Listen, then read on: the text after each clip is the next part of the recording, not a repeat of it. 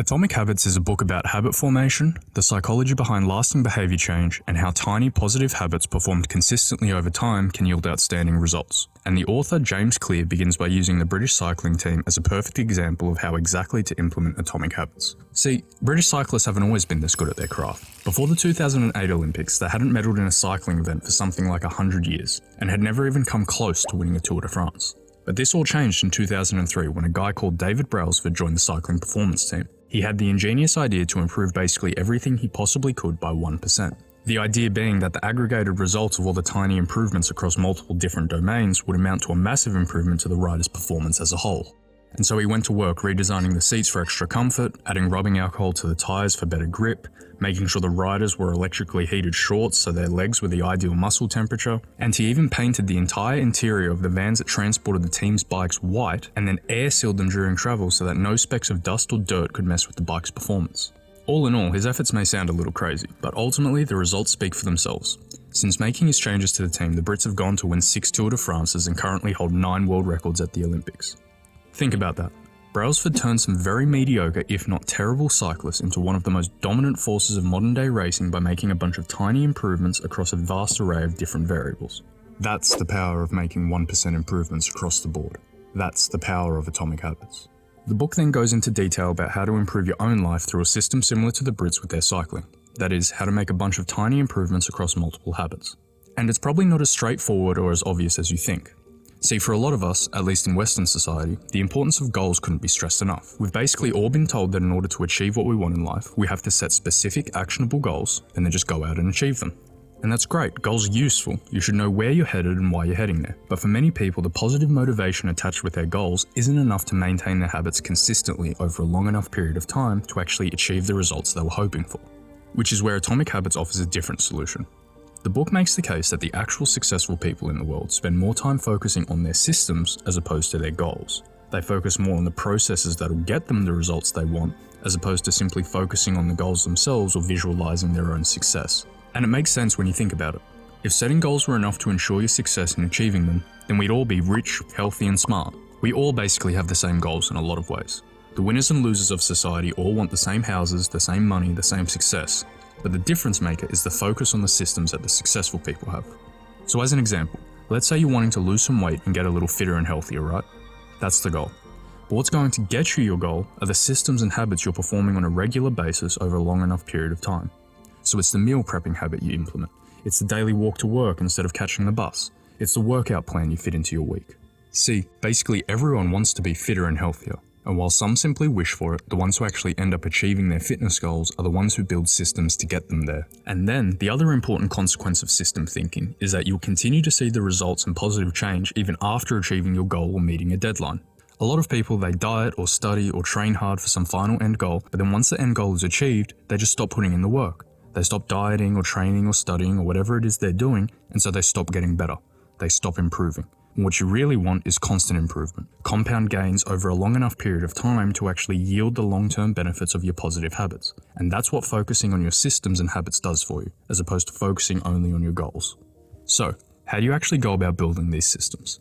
Well, the first thing Clear stressed when it comes to lasting behaviour change is that it's got to be an identity shift. So there's basically 3 layers at which behaviour change can occur. There's changing your outcomes, which is basically changing the results. So losing weight, publishing a book, winning a championship, etc. That's the first layer.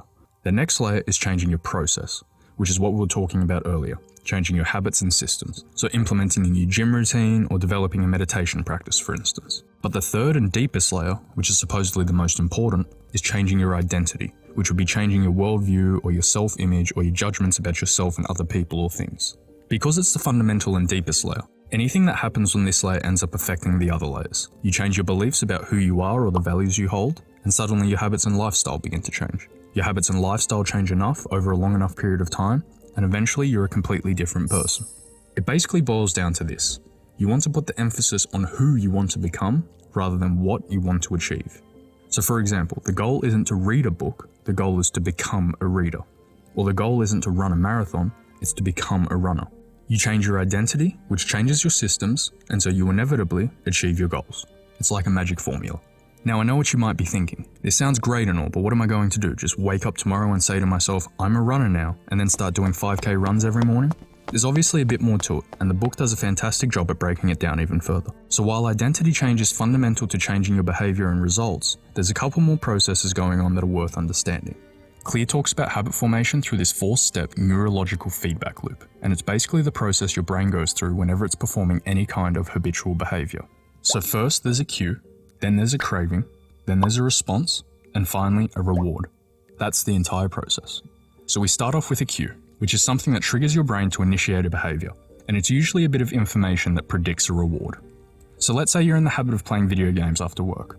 The cue might be noticing your PlayStation controller sitting on the top of the coffee table as you walk into your living room. The cue of seeing the controller in your gaming environment is what then triggers a craving. This craving usually then leads to some kind of response, an action or a thought, in this case the action of playing video games. And then finally the reward, which would be the satisfaction you get from playing the video games. And the reward's probably one of the most important parts of this whole feedback loop, because it's basically the glue that connects the end of the process back to the beginning again, making it a loop. The satisfaction of the reward is what teaches our brain to remember this activity and repeat it again in the future. So now anytime we notice the cue, our brain automatically predicts the reward and goes about getting us to do steps 2 and 3. And so once we have an understanding of this process, we can then start to use the laws of behavior change to leverage each of the 4 steps of the feedback loops that they're working for you rather than against you. What are the laws of behavior change? They're basically what you want to do at every stage of the habit formation process to make your positive habits stick and your negative habits disappear. So let's say you've noticed your sleep quality deteriorating a bit since falling into a bad habit of watching hours of TikTok and other social media videos before bed every night. You find it harder to fall asleep in the first place, you wake up with bags under your eyes, it's just overall not a good habit. And so perhaps you decide it's a good idea to try and replace those hours before sleep with reading. In other words, swapping out your phone for a book. So how would you actually do that? Where to begin? Well, the first law of behavior change is that you want to make the cue noticeable. You want to make it obvious, you want it to stand out, to trigger a craving for the behavior you're wanting to make habitual. But important detail to remember, making the cue noticeable is only for the positive habits you're wanting to implement. For the negative habits you're trying to kill, what you'd want to do is invert the law. So you'd want to make the cue invisible, or as unnoticeable as possible. So using the example of wanting to read more and use your phone less before bed, you're wanting to make the cue for reading obvious and the cue for using your phone invisible. To make the reading cue obvious, you could place a book on your pillow each morning so that it's waiting for you as you jump into bed every night, making it much easier to fall into the habit of reading some pages before you sleep as opposed to automatically slipping into your old habit of mindlessly using your phone. And to make the phone cue as invisible as possible, you could leave it outside your bedroom every night, replacing it with a basic alarm clock. So now, when laying in bed, what are your options?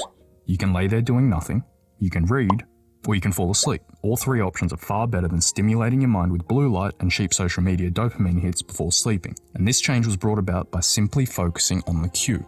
The next law of behavior change has to do with your cravings.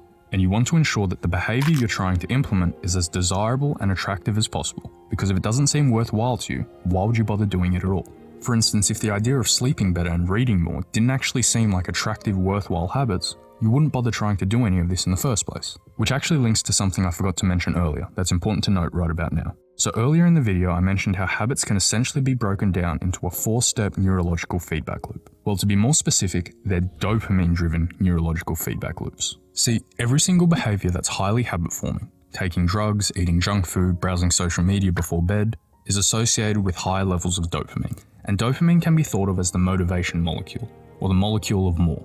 It gives you the motivation to get up and go do something in pursuit of a goal, so that you will receive a reward. Part of the problem, however, has been that scientists have incorrectly assumed for years that dopamine was simply all about pleasure, and released mainly in conjunction with receiving some kind of reward. But we now know, and this is the important part for habit building, that dopamine is released not only when you experience pleasure, but also when you anticipate it. What this means is, whenever you predict that an opportunity will be rewarding, your levels of dopamine will spike in anticipation. And so if it's anticipating a reward that drives you into action, you should be trying to maximize the appeal of the reward so that it's anticipated and craved even more. So in the example we've been using, you're trying to make sleeping well and reading before bed seem more rewarding, and using your phone before bed less rewarding. And the book actually provides some helpful tools and techniques to help you do so. The first one helps change your perspective on your habits by redefining them as opportunities instead of obligations, which is basically as simple as swapping the words have and get. So for instance, instead of thinking I have to do some reading before bed, try I get to do some reading before bed. It's a simple little mindset shift that changes your habits from seeming like a burden to becoming an opportunity. And you can even take this a step further if you want, by reframing the activity to highlight its benefits rather than simply stating the activity. So rather than, I get to do some reading before bed, you can instead think, I get to calm my mind before bed and drastically improve my sleep, all while enjoying a book. It's a fast and simple way to essentially reprogram your mind to make a habit seem more attractive. The other way you can make habits seem more attractive is by using a tool James refers to as temptation bundling, which is basically a strategy that increases the appeal of your new positive habits by tying it to an activity you already love doing. So for example, let's say you love doing your nightly skincare routine. Perhaps you could try bundling the temptation of doing your routine with reading books before bed. So essentially what you'll want to do is create a rule for yourself where you're only allowed to do your skincare routine once you've put your phone away for the night and are ready to start reading with your face mask on. This basically links the two activities together in your mind, so you'll start to crave reading before bed because it's become associated with your pre-existing and more pleasurable habit of completing your nightly skincare routine, essentially making the habit of reading seem a lot more attractive. The third law of behavior change is where we want to make the response, or in other words the habit itself, as easy as possible. But don't get me confused, I'm not saying that the only habits you should build are easy ones. The idea is more about making it easy for you to keep showing up for the behavior you're trying to turn into a habit. Why? Two reasons. The first being that repetition is one of the keys to mastery of any skill or habit. So showing up and performing the task regularly is an essential part of achieving any worthwhile goal. And two, by consistently showing up, you maintain your desired identity that's aligned with your new habit, which as mentioned before is one of the most important aspects of behavior change, changing your identity. So how can you actually make your habits easier to perform? It essentially comes down to trying to reduce the friction associated with that habit as much as possible, making it as easy as possible to perform and implement consistently. So similar to before, if you left a book on your pillow each morning after you made your bed, it'd be pretty easy for you to know exactly what you're going to read that night, reducing the friction of having to pick a book. Or maybe you get yourself a Kindle so that the friction associated with reading a paperback in bed in the dark is drastically reduced. The other technique you can use to make habits easier, or more difficult to stick to, is something called a commitment device. It's not necessarily a device or anything you actually create, but it's basically a way to lock in the probability of your desirable future behavior occurring. So for instance, you could commit to not using your phone before bed by setting a time limit on social media apps to cut off at a certain time each night, or maybe even your entire internet at that time. Or maybe you get yourself an accountability partner that you text before bed each night, letting them know that you're clocking off from phone use and which book you're about to dive into. Commitment devices are useful because they're essentially allowing you to take advantage of good intentions you have in the present before you fall victim to temptation in the future and end up taking your phone to bed with you. Which leaves us with our final law of behavior change. You want to make the reward of your desired habit as satisfying as possible. Which, when you think about it, is entirely logical. You're a lot more likely to repeat a behavior you enjoyed compared to one you didn't enjoy. In other words, pleasure teaches your brain that a behavior is worth remembering and repeating sometime again in the future because look at the pleasure you just got from it. The tricky part is that in today's society, with our phones and social media and whatever other highly stimulating activities there are, we've all been wired to want and receive instant gratification. And so the fact that most good behaviors need time to compound before the positive results tend to show themselves make it difficult to stay motivated over the long run for a lot of people. So the problem you then need to tackle is how to give yourself mini rewards that are also instantly gratifying, so that you can essentially train your brain to crave this new habit because of the reward associated with it. And there's a couple of ways you can do that. One technique that quite a lot of people enjoy is the satisfaction of habit tracking and keeping a visual record of their progression and consistency. Both Benjamin Franklin and Jerry Seinfeld famously used habit tracking religiously over the years, and have both attributed much of their success to the habit. Some people even use food to get themselves to read more. They'll put a lolly on a certain section or page of a book, and then once they read up to that page, they're allowed to eat it. The important thing to remember though, is that you need to make sure that the rewards you're giving yourself are aligned with the desired identity you're trying to build. So if you're trying to read more and use your phone less, you don't want to be giving yourself phone time as a reward for reading a certain number of pages. Or if one of your other goals is to become a healthier, fitter person, you wouldn't want to be giving yourself too much junk food as the reward at the end of reading each chapter. All in all, you want to make the reward of your positive, desired habits as satisfying as possible, and the rewards of your negative, undesirable habits as unsatisfying as possible. To quickly recap the 4 laws, for behaviors you're looking to implement and maintain, you want to make the cue noticeable, the craving attractive or desirable, the response or habit easy, and the reward satisfying. And if you're trying to kill a bad habit, you want to invert all those laws and make the cue invisible, the craving unattractive, the response difficult, and the reward unsatisfying. Virtually everyone could benefit from reading a book like Atomic Habits and understanding the tools and techniques James Clear provides throughout. Habit building, systems thinking, and personal psychology and neuroscience isn't information that's specific to any one kind of person or industry. We're all habitual creatures, so I'm sure there's a nugget of wisdom each of us could take from the book. The only other thing worth mentioning about reading a book like this is that it can be quite easy to get trapped into thinking that once you've read the book and now have the knowledge, that you're all good and that your life's about to start drastically improving. That's just not true though. It takes work. You actually have to put in effort to properly implement the tools and techniques within the book. This isn't one of those books where the knowledge simply changes your perspective and now you're a different person. You need to put in the work, understand what the author's really saying, and then figure out how best to apply it to your own life. If you're looking to get yourself a copy of the book, check out the link in the description. If you enjoyed the video, please consider liking, commenting, subscribing, and sharing with a friend or family member. Until next time.